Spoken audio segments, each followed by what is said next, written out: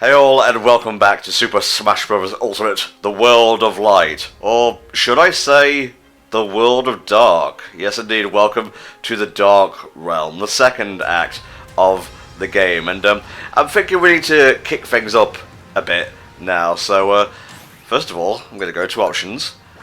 I'm going to go normal mode for this portion of the game. Oh yeah, I'm living the high life here. I'm living dangerously. Big biscuit risket, let's go. Yes, and for every battle, not including the ones just after unlocking a character, I'm going to do things randomly as well. So let's go to random. Ooh, this'll be quite a change, because by this point, I know I had pretty much my set go-to. This is my, perfectly made team to destroy everyone. But this will be interesting to see how this goes. And we got Wedding Mario, it seems. Let's see. Critical health stats. Easier dodging, special move power. Yeah, that should do for now. Sounds about right. And we're taking on Gamora. Hell yeah. The big old dragon Godzilla thing from Bayonetta. Not its second form, but looking like the first. So yeah, there's been a lot of Bayonetta recently with the announcement of Bayonetta 3's potential foibles with Platinum Games losing its director. But you know what? I think we're good. Like, he was going to leave anyway, so I don't think the project was ever really in, dire straits, as it were. And even, the recent, Astral Train there, they brought in the Nier game director to become the planner, to be the director. So I think they're, as a company, just trying to do some different stuff with, shuffling people around and letting them try new stuff. And I think that's a good idea. Rather than stagnate, try something creative and see how different people do different things. Oh no. Which time? Thankfully, it's a lot harder to actually hit her final smash in this game. It used to be you had to basically just get any 3 hits in, but now you have to do a lot more damage to get her final smash to activate. But they did fix one thing, and that is that if you mash the button, the Bayonetta button prompt, if you mash it, you now do more damage. So that was not in the original there, where it was just kind of a thing on the screen to make you go, ho ho, that looks like Bayonetta. But now it's an actual thing you can press to do more damage. Alright, so this is already taking just more time to kill a dude, or a dudess in this case, but I'm liking this. I needed a bit of a kick up the arse, a bit more spice in the gameplay, because I think easy mode works for the base World of Light map, but we're in the Dark Realm now, so... For sure, and especially because we have more options and better equipment and stuff. And oh, hey, look, it's Midgar from Final Fantasy VII. For real? Looks like it, at least to me, because it's like the rings, and you got what looks to be the factory in the center. It might not be, but I think it's a vague enough approximation. Ooh, Gravity Man from the masterpiece that is Mega Man 5. Yeah, that's the one. Alright, I don't actually know what we need to be going for now, honestly. Just take a look at the ends of them and see if there's any there. That's a cool one. So that one, basically, when you have do a smash attack, you have a chance of inflicting poison on them, which will just do the continuous damage. Alright, well, we'll aim towards this then. Yeah. Kind of weird that they went with, for the master for Mega Man to just be one of the random robot masters. Yeah, I guess so. It's like someone there who was really I love Gravity Man. I mean, his stage is cool. That's the one where you walk on the ceiling and stuff, which for, the NES was pretty bold, I'd say. When the other games like that, I seem to recall a few platformers here and there. The only ones that really come to mind are for number 1, the McKids, McDonald's tie-in game. Oh, yeah! But that's weird, because that game was one of those tie-in games that was literally just, they took a pre-existing Japanese game and rebranded it to not be, an original work, and turned it instead into something else. And then I guess there was Blaster Master, which did have some stuff involving going on the ceiling, but I don't know. But fitting for Gravity Man, we do have a stage that goes between low and high gravity, so that changes, quite a bit how floaty you are. And Lucas is already a fairly floaty character, so Lucas in low gravity is pretty much playing a game underwater. Yep, sure is. Oh my god, that's like playing fucking Smash 4 right there. Whoa, hey! Controversial statement, I know. No, but honestly, Smash 4 has been so invalidated now. I cannot ever think of going back to it. Like, aside from maybe looking at, like, the Woolly World stage that didn't get brought back. Yeah. And I guess Orbital Gate Assault, but that stage is bad. It's not the best. It's not the best. I sure love when the stage transitions and you fall through the R-Wings because... Oh, now we got high gravity. Come on. I cannot play this character for the life of me. Maybe random was a bad idea. It's a risk, because you either look cool and, you know, it looks like you can play as everyone, or you get one of the ones that you realize you don't play too often. It's okay. Oh no. This is bad. This is very bad. Thankfully, you are in an HP battle, and final smashes only do about 30%. Oh, thank God. Yeah, it didn't even do 30, it did about 15%. They really don't do a lot. HP battles really show how weak the meter final smashes are. I gotta... Yeah! There you go. I do like the purple Dark Samus for Gravity Man there. So what, will this, like, decrease my weight or something, this particular master? I think that would make a lot of sense, wouldn't it? So if you want to play Bowser as a slim boy, you could. Let's have a little look here. Ah, a fellow physics lover. Well, I won't go that far, but your jump goes up and your move speed and fall speed decrease. So essentially it's, what if you were playing with low gravity with... He's a bit of a philosopher. That I was not actually expecting. Yeah, me neither. Maybe that's in some of the different profiles for him in, you know, Mega Man and Bass or something. But hey, we'll just want to fight Crazy Hand? He's here. Sure, why not? Why not? Alright. Just chillin'. It's, you know, we only fought Master Hand a couple times in the World of Light there. But here it's like, yeah, there's a Crazy Hand. Ooh, Yoshi. I can't wait to be effed in the A. Well, the good news is, Crazy Hand on his own, I feel, is easier than Master Hand on his own. Why, because he jiggles and wiggles a bit more than usual? It's just that his attacks, it's weird. They are, because they're crazier, I find a lot of them easier to dodge because he doesn't always aim for you. He will sometimes just do, like, a scripted thing where, you know, he follows a set pattern instead of specifically aiming for you. So like there, yeah, he's shooting the bombs up off the side of the stage instead of where you are. Alright, just gonna, yeah, that's fine, yeah, that's good. If I can recommend a spirit for every boss battle coming up, there's one that's called Healing Shield, which basically, if you take damage while your shield is up, you will heal. That one basically makes every boss battle into, hey, are they attacking? Free heals. So that's a really good one there. Not doing too bad damage here, honestly. The bosses are, you know, because these are just incidental, like, mini-boss fights. They're not really boss fights. They do have less HP than the normal encounter. You could still get pretty hecked up by them if you don't play them right, but, again, shooting off the stage, because... And don't forget you can do a short hop by pressing A and X together, so you don't have to, like, awkwardly do stuff like I usually do.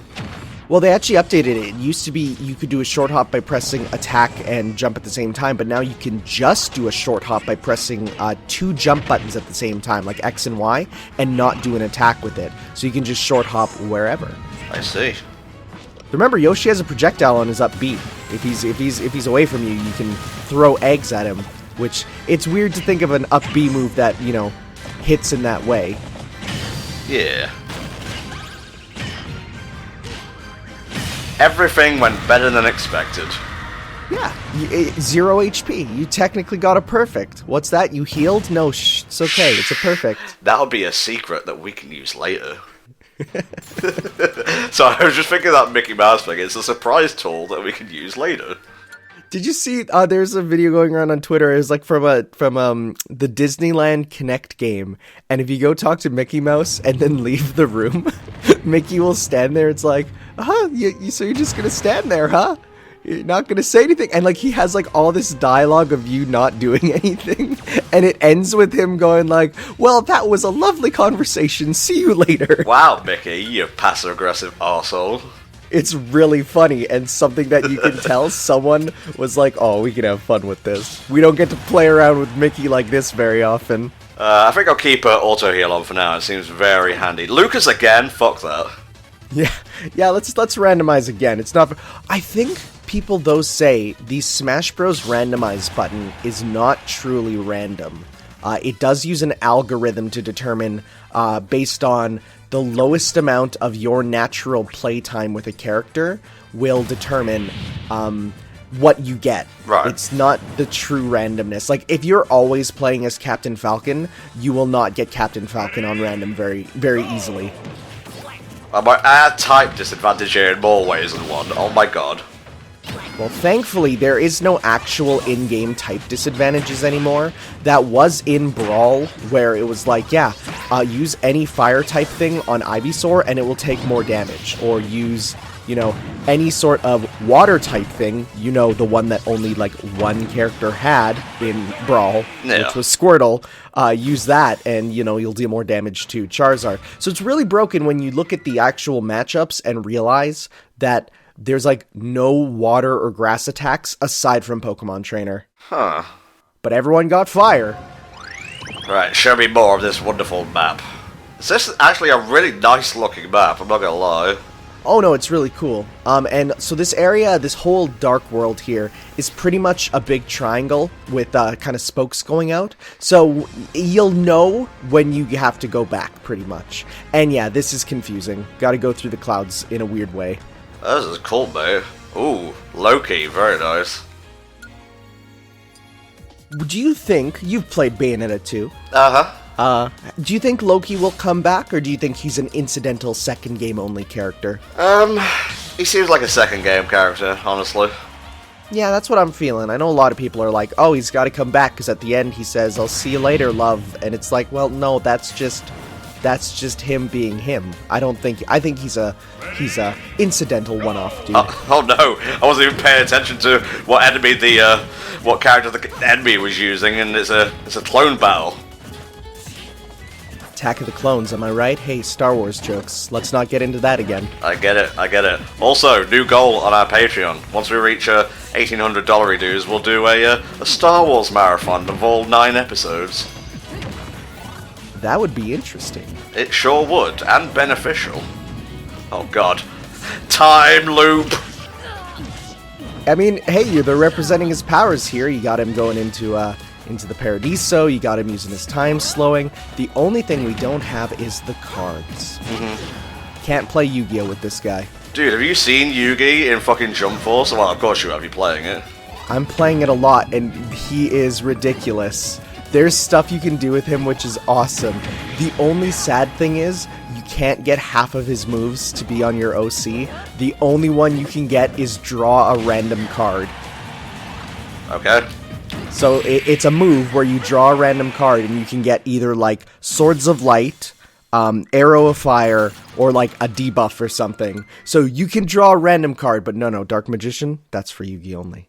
One last shill, I promise you. I will probably be opening Yu-Gi-Oh cards at some point on the channel, because I want to get into like card openings and unboxings and whatnot. This map is really fucking cool. I'm sorry, I'm just marking out a little bit here. So, hey, if you want to help support that habit, feel free to pledge to the Patreon.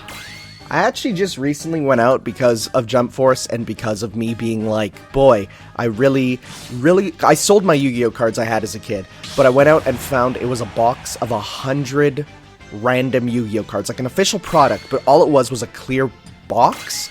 And I got that, and I opened it, and it was this amazing experience of, wow, it's like loot boxes, but you can touch them. Yep, pretty much, mate, pretty much. I was actually surprised. Some of the stuff I got from them were pretty cool. I'm like, hey, I recognize this from my childhood. And then there's ones where I'm like, I don't even know how this card works. Yeah. Come on. Oh, Playing tricky now, are we? He is more than expected, Tanner. How do you like Ampharos? Ampharos is fine. I like him a lot, actually. I think he's a really cool electric type. He's cute. Now, but you gotta respect his hair when he evolves, though. When he mega evolves. I give it the chef's kiss of approval. I just like how it's like, how do we improve him? And then someone at Game Freak just had a long white wig and was like, hey, I have an idea. Like, it's just a broken clock that also functions as a maze. I love it. I think it's a little bit meant to be kind of related to Bayonetta, a little bit, with the kind of the idea of the broken time. There's some symbolism there. The crystals might also have a little bit of Final Fantasy inspiration, but overall, most of this area is less concrete, examples of a game and more, nebulous ideas. It would be easy if I could see the arrows and know which way to go, but that's just me nitpicking, really. Yeah, it's actually a little difficult to navigate here because of the fact that every path does not exactly go where you expect it to. There is a hidden actual path there. So yeah, it looks like you're back at the start. It's like Sabrina's gym from Gen 1, where it's like getting in is easy and then getting out is just as hard because it's so weird how they warp to each other. Okay, so can't go down there. I'm trying to reach that portal in case that wasn't obvious. Yeah, there is a weird one where you kind of have to go back around. I think you have to go kill that spirit there. Yeah. I'm an idiot. Quick man, let's finish this one off quickly. Heyo!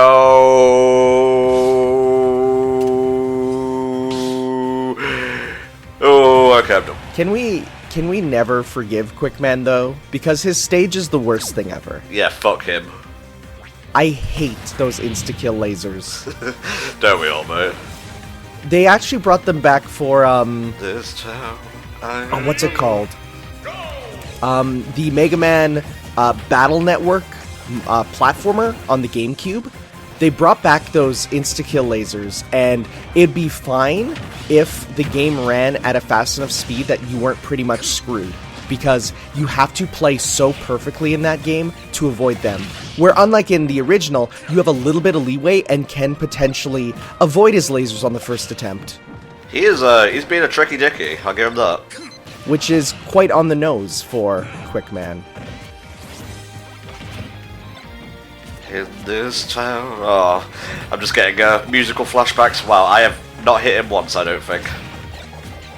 For me, a lot of the Mega Man 2 soundtrack, I listened to a lyrical version of it by a dude named Hayadin. He's a Japanese composer. Yeah. He did an entire series of the lyrical ones, and boy, half of them are just the Robot Master saying, Mega Man, I want him, like in a sexual manner, which is a bit strange, but you know what? Those songs are real good. And then he became just a normal, artist for anime openings. Hey, that's all well and good, mate. Whatever butters your biscuit.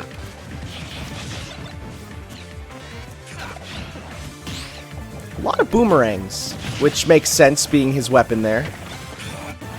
There's a hidden mechanic with the boomerang, which is the more it's used, the more power it gains. So if you keep throwing it back and forth and keep hitting it, it does increase in power each time. It's meant to be like, yeah, you're using it consecutively there. I think on the way back, it also does more damage. God, I could really use a final smash right about now. Well, you're building up that meter. Thankfully, yeah, Snakes is one that you're pretty much guaranteed to hit with, because unless you're just not good at moving a small reticle, you'll get that one. Oh, this is embarrassing, but that's the Dark World for you. So, where do you expect us to be going, because you saw that portal down there? I honestly couldn't tell you, mate. Okay. Maybe thinking about some of the bosses we haven't fought yet will help you. Possibly, but I am an idiot. Dracula's one. Mm-hmm. Because you fought, I'm sure, most of them through the classic modes there. Oh, hell yeah. With the exception of, there's a couple that we haven't, because you have to be World of Light to see it in classic mode. Oh, it's not going well, Tanner. It's not going well at all. I'm watching this, and it's like Evo with boomerangs. I kind of like it.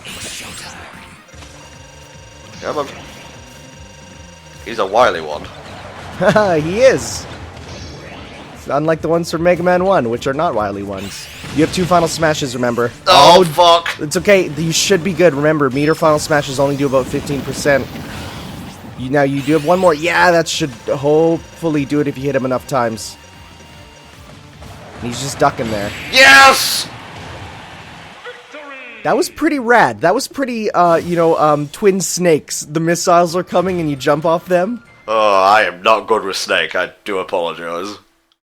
He is a weird character because he's heavy and realistic, which doesn't fit for Smash. Yeah, here we go. Ah, Grey Fox. Make me feel pain, Snake. Hurt me. Increased move speed, hostile assist trophies will appear. Well, let's hope we get a decent character this time. It's like, and you get Lucas. Again? Again? He really wants to have his time in the sun. He knows he'll never play Mother 3. Oh, Kirby. We have not played as Kirby in a while, actually. Especially for being, the main character, pretty much, of World of Light. Yeah. Make sure we got the assist killer on, because a lot of Grey Foxes moving about at once would be hell. Well, thankfully, it's only 1. They only ever spawn the 1 for this one. But, yeah, Grey Fox is one of the toughest assist trophies to deal with. Because he just pretty much, ascribes by the rule of, I'm going to walk into you while doing things over and over. You could probably do a rock on it, a down B, and you'll hurt him pretty good, because he can't hit you through that. Wow, this jump in difficulty from easy mode is kind of crazy, I'm not gonna lie. It's intense. I mean, the game naturally does increase in difficulty as well. Once you Wow. get to this, yeah, it does naturally increase in difficulty too. So you got both things going on at once. Just saying, if you feel like you want to go back for a bit until you get near the end, because I think fighting the very ending on normal is also a good idea. There's 1 more section, so you can always redeem yourself. It's open there. Okay. Grey Fox, please no. So there was a glitch recently where you could spawn infinite assist trophies by using Isabelle and grabbing one at the same time as another person. And infinite Grey Foxes literally destroys the game because by the time you're in a combo from one, the next one comes up and starts comboing you. So you are in an infinite death loop at that moment. Just gotta shield better, pace myself about the arena better. Yeah, for sure. It's you're also going to naturally get stronger. It's not just about stats. It's about your own growth as a gamer. Yes. Yes, it is. Alright. Come on, Castlevania.